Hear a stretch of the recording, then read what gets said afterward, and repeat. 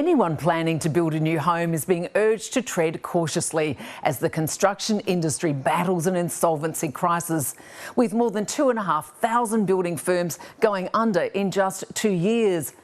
While Australian company failures in general soared almost 23% in March, it's the building industry that is bearing the brunt.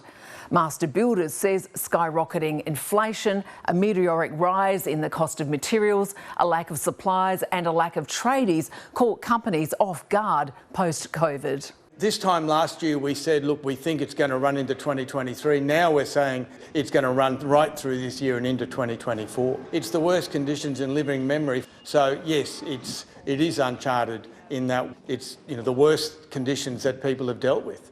There are some big names. Porter Davis, the nation's 12th biggest builder, is the latest to go under in April. Now, the same day, construction firm Lloyd Group also went into administration.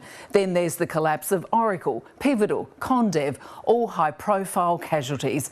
Even the nation's biggest home builder, Metricon, only narrowly avoided administration thanks to shareholder and bank support. It's terrible, and the number of long-standing businesses, like you mentioned, that are in trouble, that are names you wouldn't have expected, is pretty shocking. It's pretty confronting. It's impacting on builders big and small right across the country, whether in the commercial builders or residential builders, small house builders.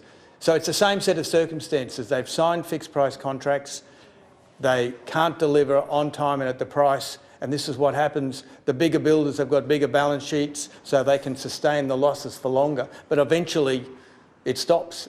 Let's take a look at the numbers from the corporate watchdog ASIC. In the 12 months to April 2023, nationally, New South Wales had the most builders go into administration with just over 45%. Now, Victoria was next at 27%, with Queensland third, where 15% of construction companies put up the white flag. The remaining states fared pretty well, though.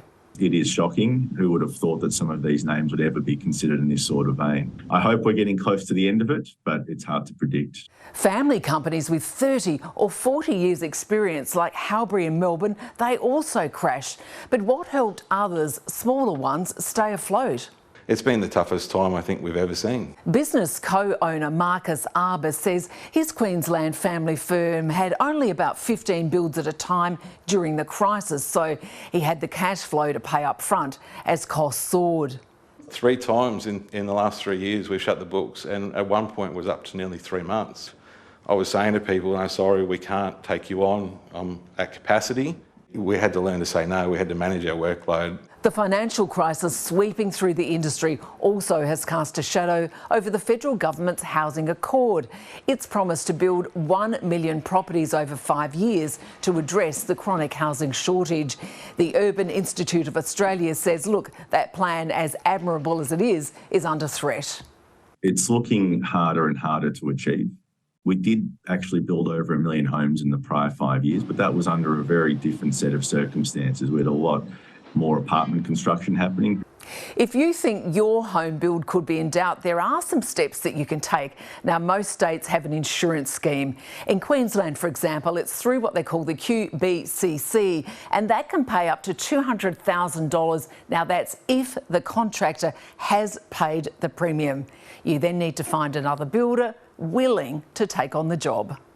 There are builders signing contracts now who are very confident that they can deliver the new home in the time that they have contracted to and at the price. So the conditions are still very tumultuous, but the builders are across the conditions in which they're operating. But most of all, the advice is do your homework.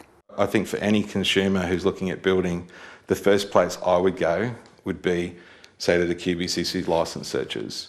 So you can see if a builder's gone from building, 100 homes 1 year, and then they're building 1,000 homes the next, that's a problem. It's too big, too quick. That sort of growth in any business is not sustainable. It's a harsh reality check as the industry now battles an 11-year low in home approvals, an 8% drop in the national housing prices in a year, and fears that all those RBA rate hikes in a bid to tame the inflation genie could actually nudge the economy into recession.